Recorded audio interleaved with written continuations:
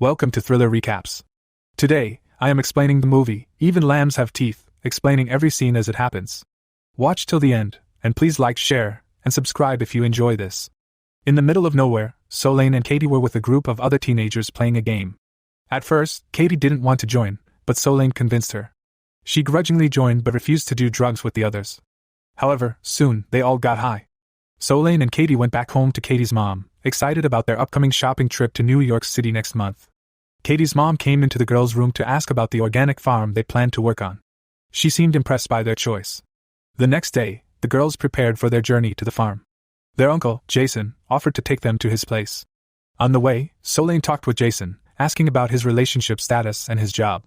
At night, the girls made up new names they'd use at the farm. The morning after, Uncle Jason stopped with the girls at a bus stop. He decided to leave after the girls told him to, even after offering to wait with them. Before he left, he told Katie to call him. She promised to text. The girls headed to a coffee shop where Sloane asked to use the bathroom. When she came out, two men engaged them in a conversation. They told the men they'd be working at an organic farm so they could go shopping in New York City. They introduced themselves using the names they'd agreed on. We learned the men's names were Jen and Lucas. Jen then offered to drive them to the farm.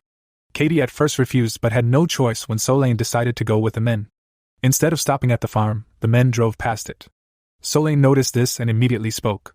The girls got a bit scared and held hands as Sloane asked if they'd turn around somewhere.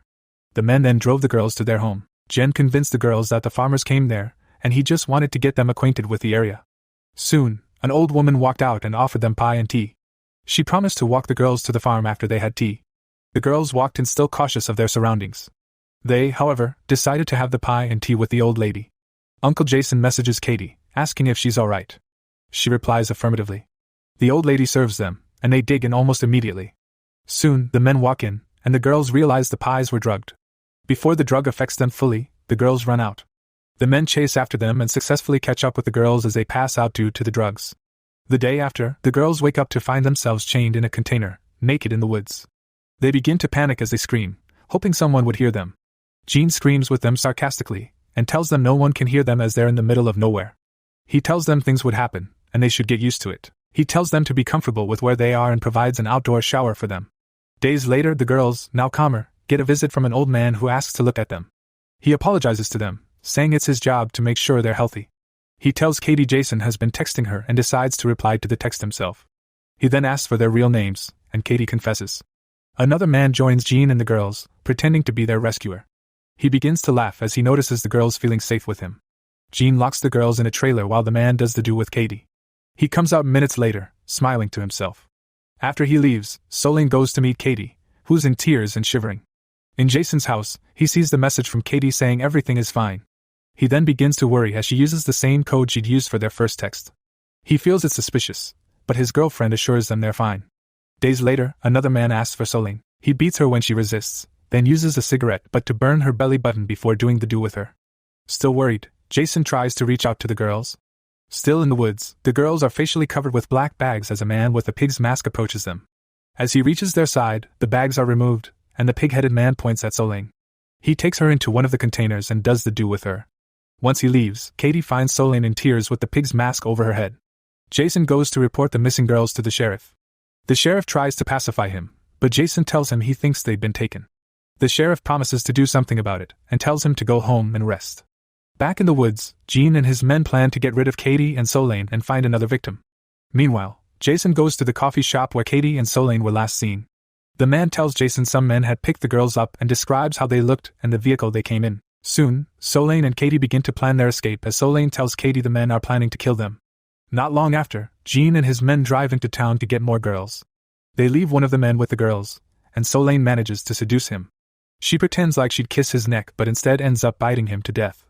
The sheriff, who is later portrayed to be working with the kidnappers, tells Gene to get rid of the truck and that he'd be arriving to pick up the girls soon. He gets to their location only to find the girls gone and a dead man. While he isn't watching, the girls get into his car and are able to escape.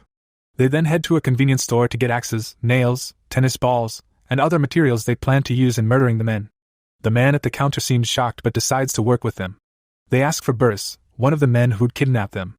Jason goes to an insurance company asking for the owner of the truck that was used in kidnapping the girls. Burris drives to his home. He tries to settle in when he hears music play. He sights the girls and Sloane angrily throws a bunch of nails glued on a tennis ball into his left eye. Katie and Sloane then throw more nails at intervals, fatally injuring him. They then tie him to a table. He offers them money, asking to be released. Jason finds his way to Burris's home while the girls torture him, asking for the man with the pig mask. He evades the question, and the girls kill him. Jason hears him scream and walks into the house only to find him fatally injured. The girls had already escaped with the truck. Burris later dies. Jason meets with the sheriff and calls Katie's phone again only for it to ring from the sheriff's pocket. Seeing he's been exposed, the sheriff points a gun at him. The girls drive to a church where they notice a priest. They look at him for a while before pretending to drive away. Sloane goes back in with a bat to confront the priest. The priest tries to confront her, but Katie hits him from behind with a bat. The girls continue their journey. They already have the priest tied to the back of the truck so his body can be dragged as they drive. They stop at a store to get matches. They pour gas on him while the priest laughs and recites some parts in the Bible. They burn his body. The sheriff gets Jason kidnapped, threatening to kill him. He leaves Jason and ties up other girls when Katie appears behind with Sloane. They incapacitate him and tie him up. Katie and Sloane offer him their hands to pick one. He chooses a bullet and 5 shots. Katie pretends to shoot him, so does Sloane.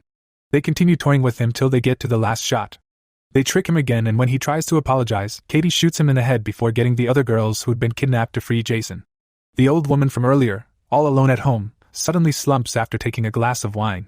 The girls walk in and tie up the lady. They tell her they drugged her the same way she did. They show her Jean, whom they torture in her presence.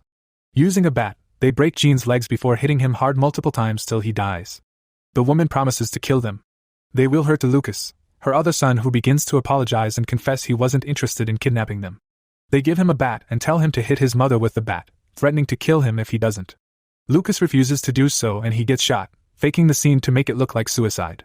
The lady offers her money like the sheriff and Burris had. Sloane then unties the woman. Days later, Jason drives home to his girlfriend. Katie and Sloane, now back home, make their way to the airport for their trip to New York. The movie ends showing a man in glasses welcoming 2 girls who'd agreed to work on the organic farm. Subscribe for more daily videos. Your support, likes, shares, and subscriptions mean a lot. See you in the next video.